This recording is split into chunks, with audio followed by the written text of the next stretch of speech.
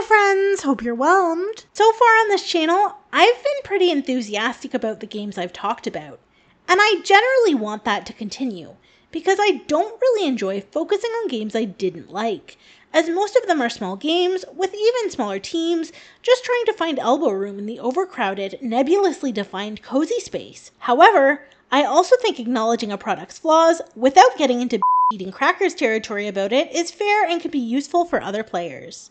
With that in mind, it's not that I absolutely hated Equinox Homecoming, an early access title from Blue Scarab Entertainment. I did enjoy parts of it. I was just underwhelmed by the whole thing, even though I wasn't expecting much, because again, it's in early access right now. For those of you who don't know, Blue Scarab is a fairly new studio boasting staff from heavy hitters like Helldivers 2 and the far more sanitized Star Stable Online, which has less than zero appeal for me. I've watched other people play, I just have no desire to experience it myself. I guess the latter should have served as a warning, but I'm hard-headed enough to ignore those and try to believe the best in another human's creative output. Besides that, the story for Equinox Homecoming had an irresistible garnish. Not only is this targeted towards horse girls, it's targeted towards adult horse girls, with the hook offering something completely new and unexpected that sets it apart from the dozens of games before it. Adding a true crime twist was genius, turning it into a collaboration between a horse girl's haven and an armchair detective's newest obsession felt like the brainchild of devs who were ready to play 4D chess to captivate their player base's imagination.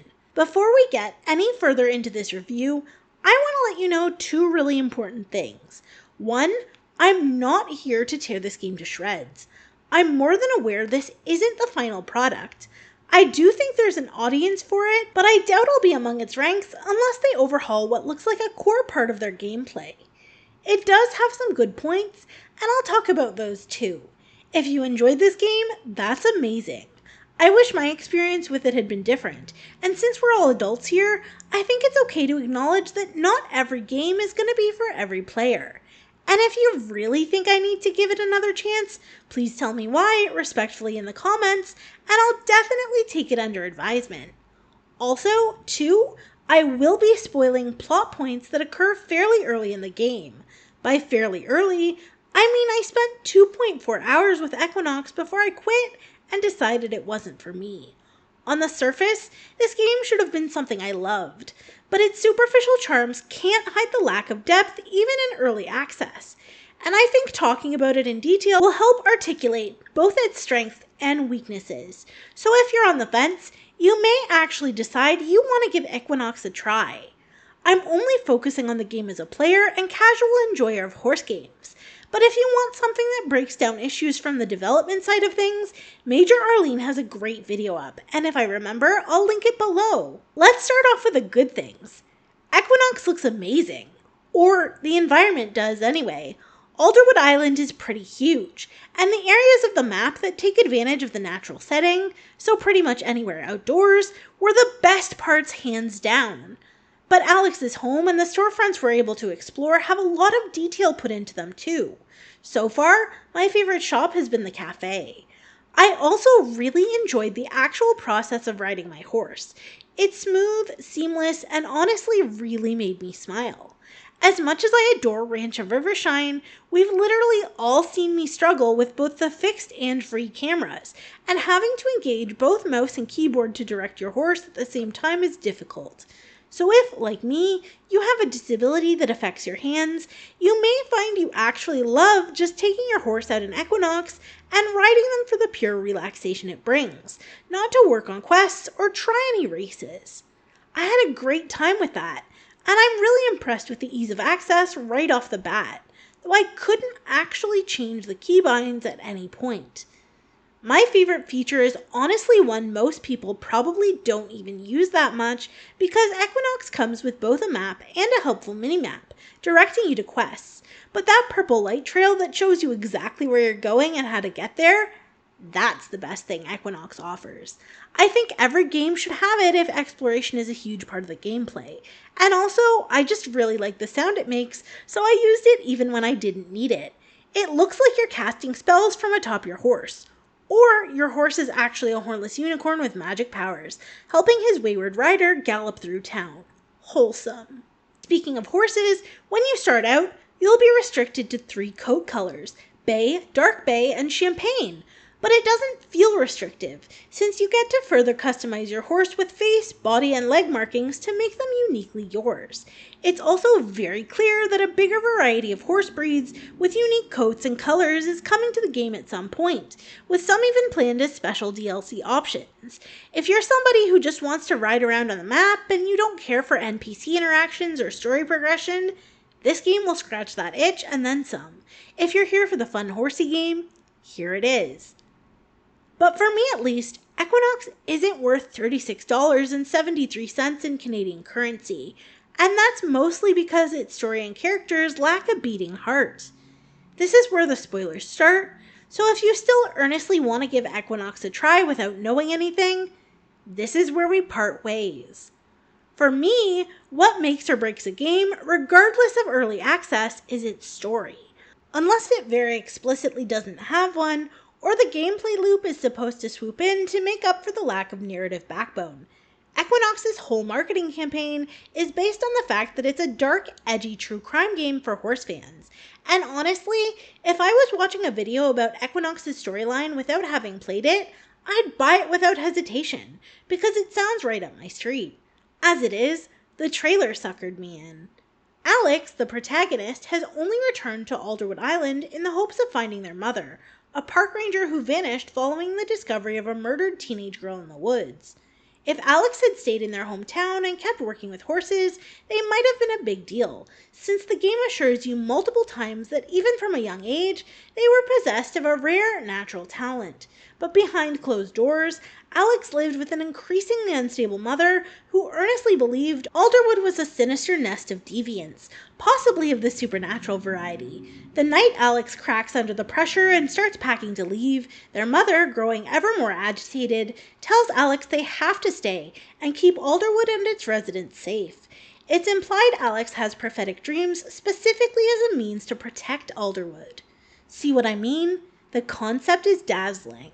The execution is where it does a faceplant and never quite manages to get back up, which is honestly sort of surprising, because the bar for me to consider a game enjoyable isn't that high. If you squint, you can probably find it near the Earth's core. But jokes aside, let me make this very clear. I don't care about the various unfinished scenes, some drawn, some just gray slides with white text on them. I don't care about bugs or glitches or having to redo the entire story when the big updates come around and knock something out of sync. I don't care that your character is always Alex, regardless of what you name them, or that every single hair option looks like it was doused in the deep fryer for that extra greasy look. I don't care that all the characters have hollow eyes and vacant faces, looking like the washed-out cousins of Seth Rogen's character in the Rescue Rangers movie. I rarely care about Avatar aesthetics anyway, so it's really not a big deal. I'm not even bothered by the needless horse care. I'm pretty sure it's just there to help you level your horse up, and since, at the moment, neither you nor your horse need to sleep, you can exploit this to become Equinox's version of a queen pin. I don't even care that the multiplayer seems functionally useless, and while I would much rather be having a solo adventure, I can see the appeal for people who want that sort of thing. I care about the fact that I can't connect with Alex, or their story at all. I don't know who they are as a person, because they have no personality, or the innate spark from a writer that imbues a fictional character with a soul. In fact, most of the NPCs share this problem, with the 2 exceptions being Heather, a rival with a nasty attitude, and Alex's close friend Sarah. Sarah greets you practically bursting with excitement over that teenage girl's death. Morbid, but at least she has hobbies and interests, you know? Alex feels flat, and their mom feels like a plot device, rather than an individual we're supposed to be worrying about. I've played many games during their early access cycle, some of which, like Fields of Mystria, were day 1 purchases, but measuring Equinox against Mystria feels like a losing battle. Since they're so different, it wouldn't do any good. I also don't think it's fair to compare Equinox to Ranch of Rivershine's early access period, even though they're both centered around horses. I jumped in when most of the big features were already included. I guess the closest thing I'll compare it to is Dreamlight Valley, which, yes, I played during early access. Even there, the scales are somewhat uneven, since Gameloft was backed by Disney and Blue Scarab, while it has top-of-the-line talent, doesn't have a media titan looming behind it.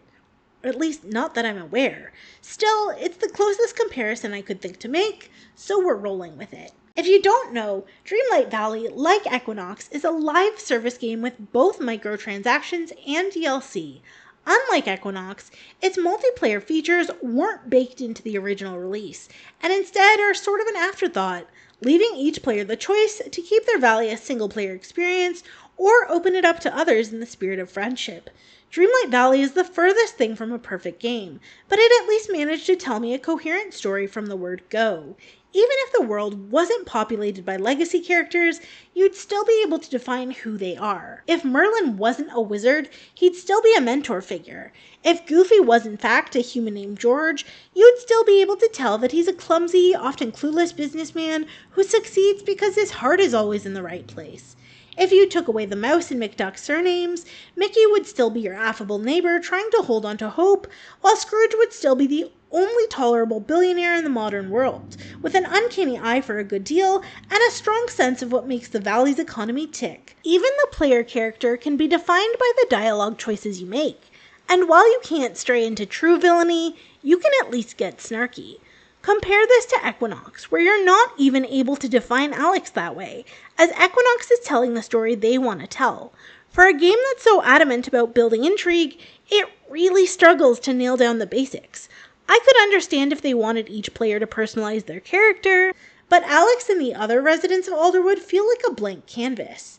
In 2 hours of play, I don't know anything personal about a single one of them, and the guy tending bar still gives me the creeps. Naturally, this extends to the gameplay too. Even in early access, back when it was still supposed to be free to play, Dreamlight Valley let me as the player feel like I was part of the unfolding adventure. Equinox, on the other hand, felt like I was just sitting there finding clues when the game allowed me to, between drawn-out fetch quests and boring conversations that don't go anywhere or mean anything. I jumped into Dreamlight Valley in 2022, way before the first act had concluded, and the story was the first thing that stuck out. It's a lot simpler than Equinox's. Burnt out at work, you leave the big city, returning to your childhood haunt to try and recapture life's simplicity. Upon falling asleep, you wake up in what's left of Dreamlight Valley, faced with the wizard Merlin, who implores you to help as the entire valley has been taken over by menacing night thorns that destroyed the valley and made the villagers forget everything they hold dear. He doesn't remember much of anything else though, so it's your job to stop the night thorns, rescue the villagers, and along the way, find and fix the root cause of the problem so it doesn't happen again. The stakes are nowhere near as high, and because it's Disney, it has to be family friendly, so theoretically, Equinox should gallop circles around Dreamlight Valley's opening act. In practice, however, I got this weird sense that rather than treating its player base to a tightly written narrative with a beginning, a middle, and an end, the way Equinox is set up makes it seem like it's going to be a soap opera of the highest order, and I have neither the interest nor the spare time to see it through, when there are so many other games out there. You may be fixing your fingers to comment right now and point out that I only played the game for 2.4 hours. How would I know if the story was deep and meaningful, and whether or not it really got interesting? Fair, but how long am I really expected to play a game before I care about it?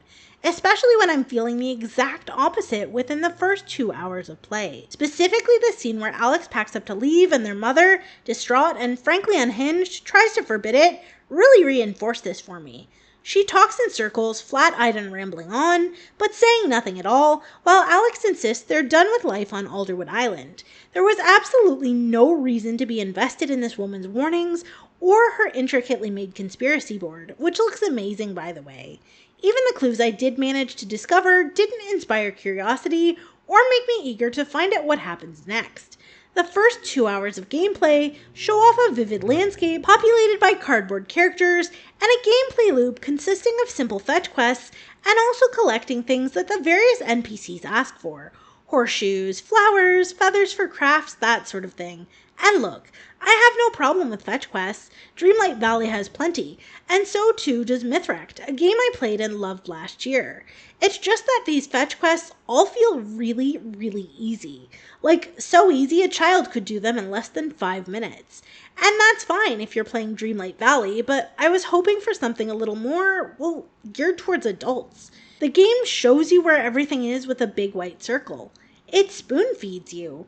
You're not challenged at all or forced to engage with the game to figure out what's changed about your child at home or where the farrier left his tools or whatever. We can't even start making a suspect list because in the couple of hours I played, Alex's inner monologue was basically non-existent. When you meet someone they've known their whole life, they don't take note of the way that person is acting and whether or not it's off from their baseline. It seems like they don't know these people at all, and so neither do you. Yeah, Dreamlight Valley has the advantage of decades of iconic characters, but Equinox should have had the upper hand and come out swinging, because it's set up for Alex to show you as the player their inner world and thoughts and hinted experiences with their mother or even growing up around town. Like maybe we could have had a sidebar at the tack shop, where Alex reminisces about getting their first set of tack and what it meant to them to really become a rider at such a young age, without giving away any major plot points. The most we get is another character mentioning that Alex was a rebel back in the days of yore, and Alex brushing it off without much reaction to the label. It's the lack of reaction that's so damaging to the setup. Was Alex the kind of rebel who was actually headed down the wrong path and horse riding saved them? Or were they given that label after they ran away? Or was it something in between? I don't know, and honestly, I wish I cared. It just sort of leads into the bigger problem. The way the story unfolds makes it seem like Alex is just back home for a relaxing summer, not trying to figure out what happened to their mom, a woman who could either be losing her tenuous grip on her sanity or, in fact, very knowledgeable about their peaceful island's rotten underbelly. As a player, I should be invested. I should feel, at the very least, a sense of immersion when I'm riding around following the storyline, but I couldn't even finish Chapter 1, and honestly, it makes me kind of sad because the bones of this game should be strong and firm, not weak and brittle. Would I ever try Equinox again? I think I'd have to wait several years and watch an overabundance of gameplay videos before I made that choice. But I hope it gets better. From my short time with the game, it looks to have a dedicated player base, and the devs do seem to be taking feedback to heart. If you made it this far, thanks so much. I hope you're enjoying the game you're playing, and if you enjoyed, consider subscribing to see more videos like this one. Well, not exactly like this one, as I think it's the harshest review I've had on my channel. I hope you're having a nice day, and Hold it! Hey guys, Future Jess here. So after recording this, I did some research and discovered Equinox's payment model going forward is actually subscription based, so it looks like you'll pay every month to continue with the story. Early access players do have what looks like a free lifetime pass, but I'm assuming that doesn't cover the DLC, like the special horses and stuff.